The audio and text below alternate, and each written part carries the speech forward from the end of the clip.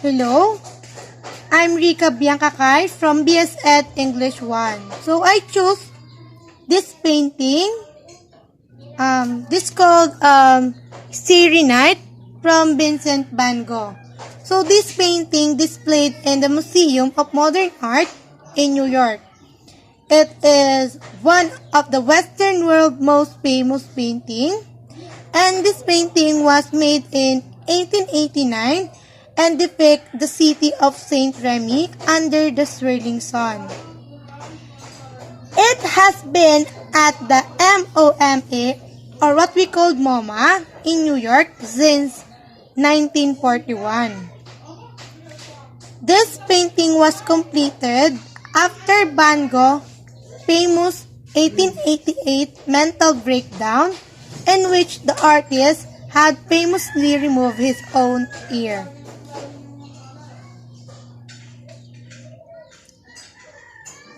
So, kung kukumputin natin sa kasalukuyan or ngayon,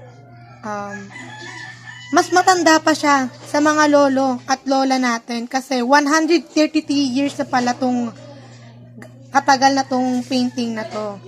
At sabi daw dito sa information na nakuha ko, because of her depression, Vincent van Gogh removed his own ear. Tinanggal niya yung sarili niyang tenga because of her depression.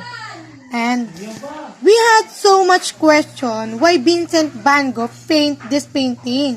So I did research about it and I saw that Vincent van Gogh was seeking respite from plaguing depression at St. Paul Asylum in Saint Remy in southern France. So, when he paint the Starry Night, sabi daw dito, he paint it because reflect of his direct observation of his view of the countryside from his window as well. And as the memories and emotion, so this view evoked in him. Starry Night is one of the most recognized pieces of art in the world. It is absolutely everywhere too. It can be seen of coffee mug, t-shirt, towel, magnet, and etc. Honestly, it sometimes feels as if the painting's fame. So, it is a magnificent piece of art that Starry Night resonates with so many people is a testament to how its beauty, it's timeless. So, napakaganda daw pala talaga nito na painting na Vincent van Gogh, full name is Vincent van Gogh, was a Dutch post-impressionist painter, and Van Gogh is one of the most famous influential figures in Western art history. In a decade, he created about 2,100 artwork, including around 860 oil painting, most of which date from the last 2 years of his life. So, napakadami palang artwork ang nagawa ni Van Gogh. At mapapansin ninyo, last 2 years of his life. So, may taling na pala yung buhay niya nung ginagawa niya to. In 2 years, nagawa niya yung napakadaming paintings. 'Di ba? And Van Gogh born in March 30, 1853 in Netherlands. Then he died July 29, 1890 in France naman. Napakabata pala talaga ni Vincent van Gogh at her young age. Nakagawa siya ng 2,100 artwork. Pero naman, namatay siya sa mura niyang edad na 37. 'Di ba? Sabi pa daw dito, Vincent van Gogh was a Dutch painter, generally considered to be the greatest after Rembrandt, Van Rijn, and one of the greatest of the post-impressionists.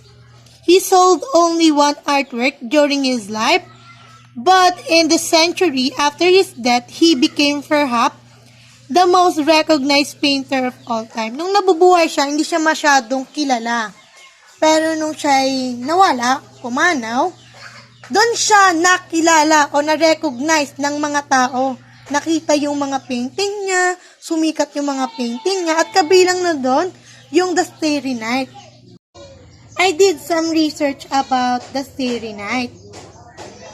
Vincent van Gogh painted Starry Night in 1889 during his stay at the Asylum St. Paul de Mausol near in St. Remy. So, Van Gogh lived well in the hospital. He allowed more freedom than any of the other patients. If attended, he could leave the hospital ground. He was allowed to paint, read, and withdraw into his own room. He was even given a studio. So, sabi daw dito, hindi siya katulad ng ibang pasyente na kailangan na magsama pa ng ibang tao para lang makalabas. Siya, meron siyang freedom, meron siyang kalayaan, pwede siyang mag-isa na lumabas, pwede siyang magala-gala sa labas ng ospital, pwede siyang magsulat, magbasa. At sabi pa daw dito, binigyan pa daw siya ng kanyang studio. And while he suffered from the occasional relapse into paranoia and fits official, he had been diagnosed with epileptic fit. It seemed his mental health was recovering. So habang nakakadanas siya ng mga ganong klaseng sakit, gumaling naman pala talaga siya. Ano nga? So unfortunately, he relapsed. He began to suffer hallucination and have thought of suicide as he plunged into depression. So, binalak pala niya na magpakamatay. Ano nga? According, there was a tunnel shift in his work.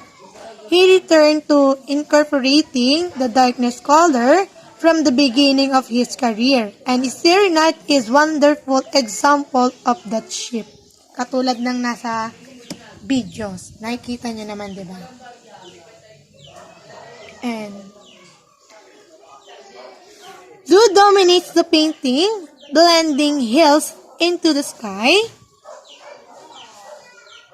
The little village lay at the base in the painting, in brown, grays, and blues. Even though each building is clearly outlined in black. The yellow and white of the star and the moon stand out against the sky. Drawing the eyes to the sky, they are the big attention grabber of the painting. So, kung makikita niyo dito sa box na kapit ko, ito yung itsura ng painting ni Vincent van Gogh. Tingnan nyo, sabi nga doon, puro black daw yung bahay. O, ayan o. So, makikita ninyo. And then, nag-drawing siya ng eyes. At ito yung eyes na sinasabi.